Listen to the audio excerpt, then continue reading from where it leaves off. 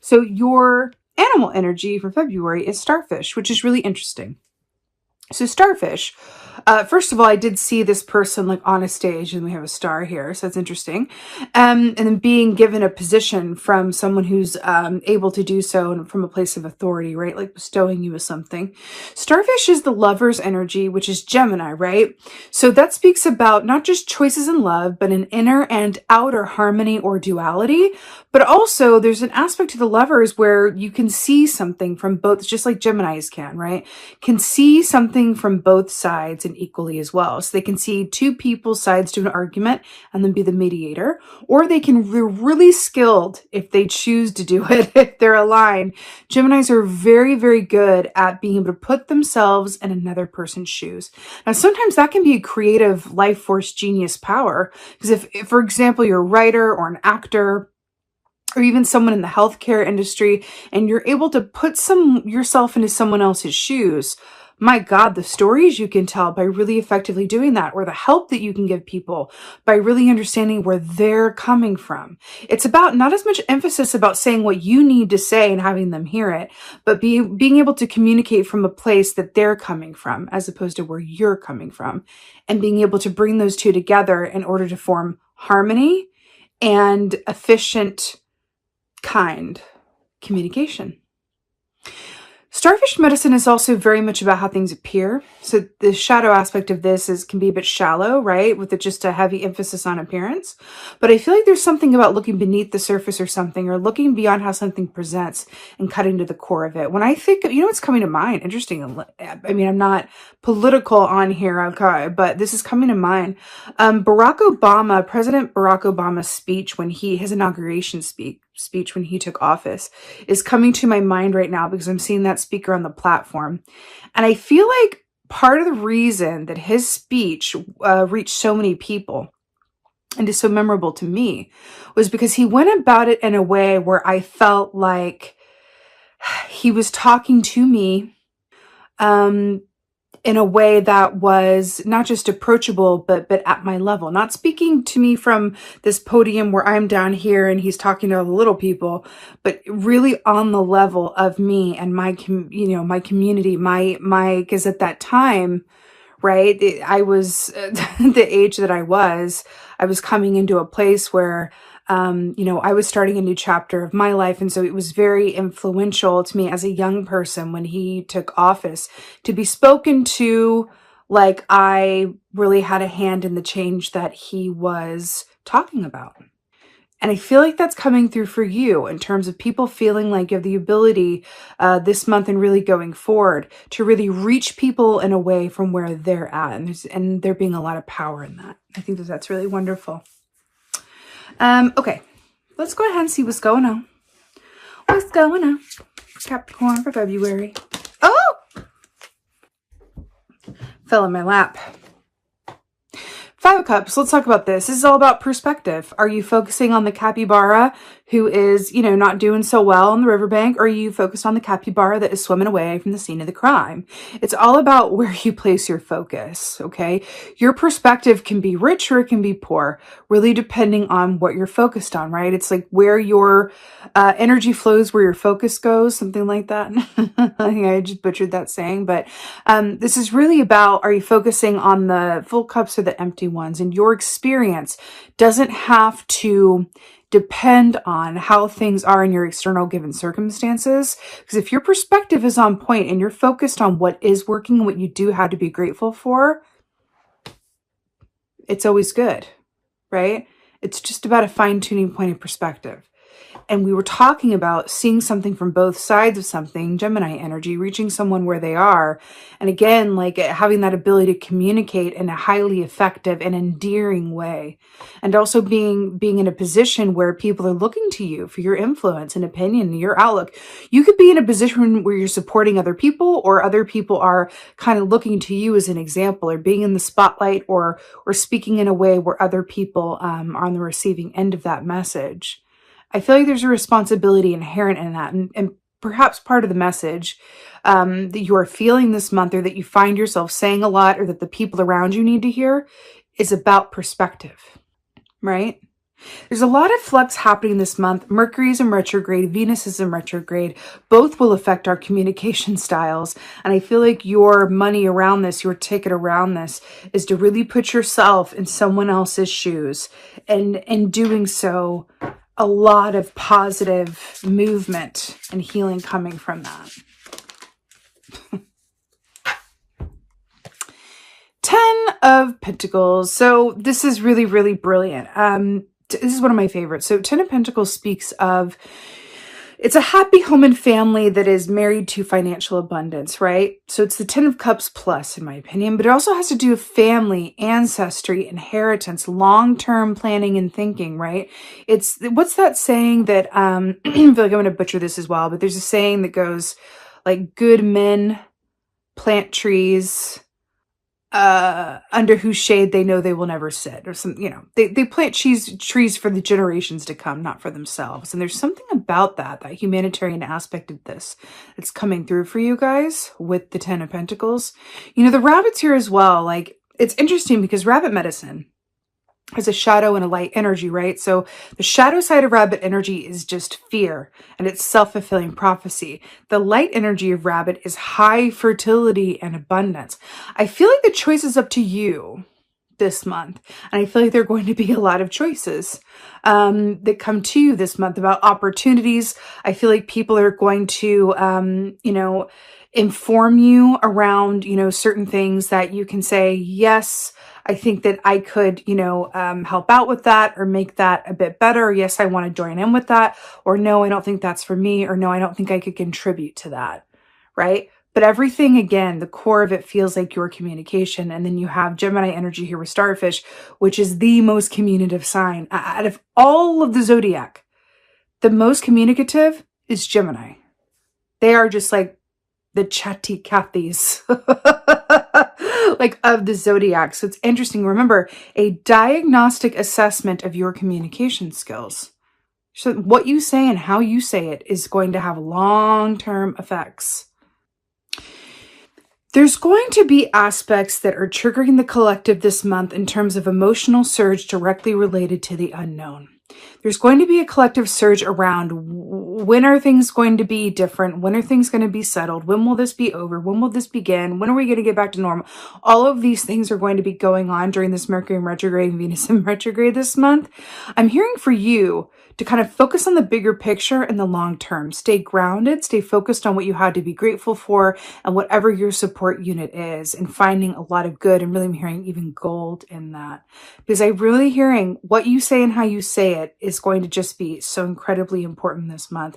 You're going to have people that are under your influence or are really influenced by you, right? That are going to be listening very intently to what you say and believe what you say. So whether you're a writer who's working on something where you want to think about what you're communicating and how that's going to affect the whole, and then marrying that with your artistry to say something that's both true and beautiful and artistic and, you know, helpful, whatever that is. Or whether it's just, you know, you within your particular group or family being in a position to communicate things where people are really like, you know, leaning in and listening and turning to you for advice or counsel or truth or solutions, right? All right. I'm hearing you're the grounded one. You have the ability this month to do a lot of good with your position and your words. And here we go. 7 of Swords. Okay, let's talk about this. So 7 of Swords has a lot to do with self-sabotage. It's that thief in the middle of the day key. This is that aspect of, you know, am I acting within my highest and best integrity at all times? Now, what's interesting about this is the meditation where it was a diagnostic assessment of your communication skills. And then we have the Swords key that is all about, you know, deception or self-sabotage or inner negative self-talk. That, you know, has to do with things that kind of are overtly obvious in a way, because it is in the light of day, which makes it a bit different than the 5 of Swords, which is like action against you. But 7 of Swords is like, how are you hurting or helping yourself? But I'm hearing for you specifically, what are the stories that you've been told or that you've told yourself that you can bring out into the light of day and unmask or expose, right? So if you were told that your type is ABC, can you really look at that and go, do I believe that that's what my type is? Am I all the things that I've been told about myself? Well, growing up, I was told that, ABC about myself. Is that really true? What story am I perpetuating within and for myself? There's also an aspect of honesty and honest communication that's coming up here as well. You're really being called, and it's really, really strong around this, to really dig deep within your words and your word choice and who you surround yourself with, and really seek and insist on the truth. Because I'm going back to this starfish energy, because remember, the starfish medicine is about how things appear versus how they actually are. And so there's a focus here with the Seven of Swords. How do things appear versus how they actually are? Seven of Swords can also equate to an emphasis on your physical body, what you look like, how you treat your physical body, which is also related to starfish medicine as well. So you could be focused on some changes or some truths within for yourself this month that have your health in mind or your physical aesthetic in mind as it relates to a mind-body-spirit balance. Let's get some clarifiers. Five of Cups, talk to me. Oh, I like it. Wait a minute. Oh, weird. On the bottom of the deck is Ten of Pentacles again. It's just another way to see this with the bunnies. It's, remember, family, ancestry, inheritance, finances, long-term thinking. Interesting. Okay. So to clarify the Five of Cups, I'm so here for it. It's the Magician, which is so on point. The Magician is thought plus desire manifested, right? So the Magician knows that all the power that he needs is within him, and it's just about using the tools at his disposal, right? Which is interesting because I'm going back to the Sword here with the communication. But this is very much whatever you have in mind to be your reality, that's what it is. And then we're talking about perspective and where your focus is. So this says you are creating your own reality through the power of your own perspective this month. I feel like that's also going to be something you're going to be saying to other people. Okay. Ten of Pentacles. Your viewpoint feels priceless this month. It feels priceless. Oh, my Lord, oh Lord. So we have the Five of Cups here, again, in a different deck, to clarify the Ten of Pentacles. So again, this is perspective. I'm kind of going back to those stories that you were told either by family or teachers or said to yourself, or past loves, whatever that is, about who you are, what you're about, where you're going, what your strengths are, what your weaknesses are. I really feel like that you're being called to kind of bring everything up from underneath the water and really inspect them and kind of check your perspective around, like, let me just like do a complete reassessment of what is true for me. What do I believe in? Where do I want to go? How do I communicate in the best way that I can? When I speak, do other people receive what I'm trying to say? Or is there room for improvement around that? When I communicate, do I do so in the highest and most effective way that I am able? Right? Because there's something about you guys having all of the best intentions and thinking about all of the right things. But there is this call for room of improvement around looking at the perspective and viewpoints that you also inherited that may not be in alignment with who you truly are now and who you want to be. This could definitely have to do with your family or things that are from the past. This could be even people that you were with before that, said things to you and you really internalized them and began to believe them, right? But I feel like you're being asked for the long term to step into a new cycle and really embrace what is true and feels good for you from a place of, inner clarity as well, which is really nice. Remember when I said the collective is going to be feeling a lot of emotional surge and around this and focusing on, I get this again with this, where we're talking about perspective, because I'm really drawn to the full moon here and the shadow side being fertility or fear. And then we have perspective here.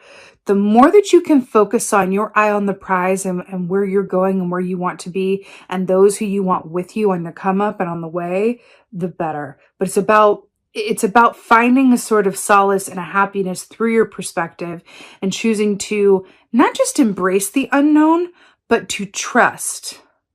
Not just that whatever will be, but that everything is as it's meant to be. And all you have to do in the meantime, right, is the best that you can. Right? It sounds simple. It's not always that easy. I'm aware of that, but all right, Seven of Swords. This is really really the reading of repeats. So we had the Lovers here to clarify the Seven of Swords, which, remember, we said the Lovers was the starfish energy. So this is repeating back to this, right?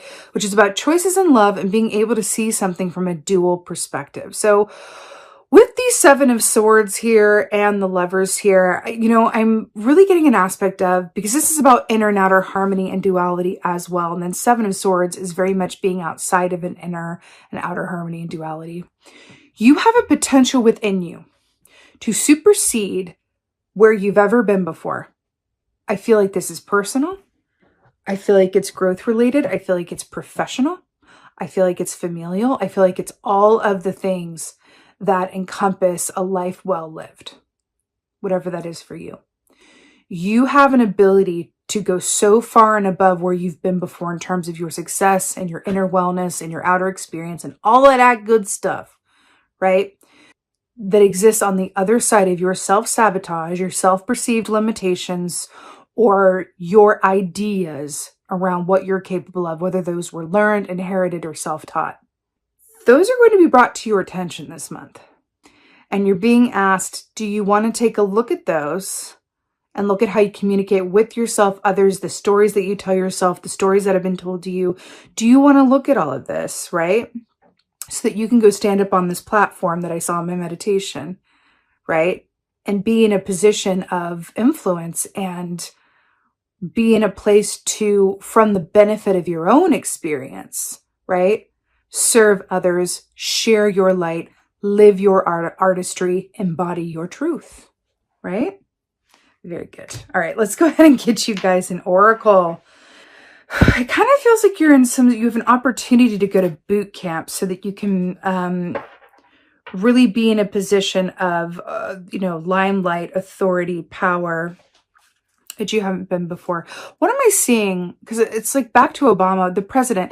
So before someone is, goes on the ballot to be president or really in any public office in the States, they go through a vetting process where they're vetted and all the skeletons are looked for in all of the closets, and they're prepped for everything that's going to come up that could be used against them by the opposition. I feel like you're being vetted energetically by the universe, by yourself, maybe actually vetted, so that anything that is holding you back or could come around to work against you or not with you in the future is brought to your attention so that you can see to it before that happens. You're being vetted so that you can upgrade. Okay. Oracle. I'm going to be real honest with y'all. I probably could, oh my God, I can't. I probably could have at the very beginning of this reading, although it comes at the end, but I probably could have just said at the beginning of this reading, like, you're being vetted so that you can upgrade into like a completely new, bigger, more successful, like abundant position. See you next month. But that's kind of the core of it. Is you're being vetted for an upgrade. The word Lord. I guess is so on point. Does that not say communication? Did we not talk about a diagnostic assessment of your communication skills? Communication prays dishonesty. Back to the Seven of Swords. What is the truth? How do you speak to yourself? What communication styles did you inherit? What are some new ones you would like to enact? How can you reach people where they are? And what in the realm of your highest and best, point of focus can be remedied through altering your perception, your perspective, and your communication style. There are aspects of yourself, there are aspects of even those around you that are going to be called to your attention. Now, this can speak of the power of positive words and then also the destruction of negative words, how words can destroy. Words can destroy. See how this guy's writing? We're talking about writers as well. Words can absolutely destroy. True words can destroy for the highest and best good. False words can destroy and really ruin, not to be overly dramatic, but ruin lives. Like, think about kingdoms that have fallen over words and lies and mistruths. And Shakespeare would have never written a play if it weren't for all the mistruths. Think about the power, like the written power of words, the power of communication, the power of the written word, right? That's really coming up for you. So it's about the responsibility of of what you say and understanding the impact it can have on others, but also the power of what you say and the mountains it can move for the better, right? So there's really about a lot of positive praise coming to you, and then also really looking at the, the more aspects of yourself that aren't necessarily yours or aren't exactly rooted in the truth for whatever reason, by whatever means. I'm getting a funny, so if you were to write your obituary, what would it say? What would you want it to say? It's a little morose, but I'm getting that. If you were to write your obituary, just as an exercise, just as like a food for thought, what would you want it to say? And then do a check-in around that and see where you are and how many steps it would take to get you to that point where you feel like your obituary was, up to date, current.